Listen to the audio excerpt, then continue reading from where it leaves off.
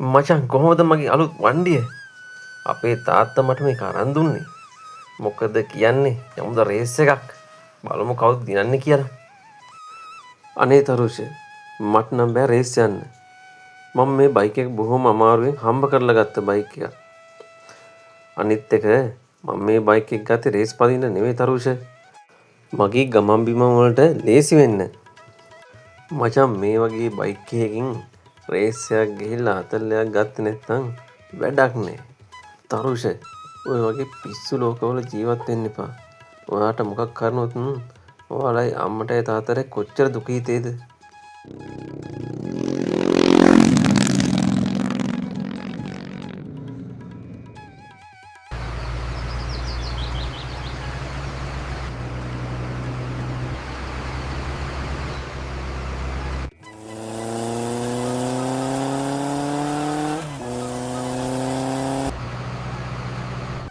ඔය ඉස්සරහා හෝල්ඩ් එකෙන් බහින කට්ටිය ඉස්සරහට එන්න.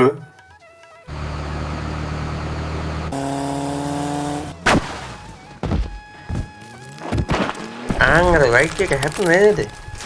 අයියෝ අර ළමයා පාරු. පුදුම වේගයකින් නෙමෙයි මහතුන් අයියේ මෙතනින් මේ බයික් එක ගියේ. ඉගිලිලා ගියේ.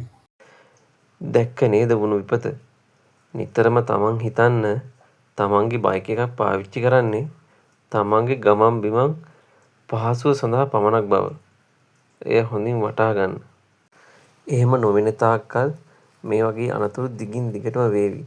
නිතරම තමන්ට ආදරය කරන්න පුරුදු වෙන්න.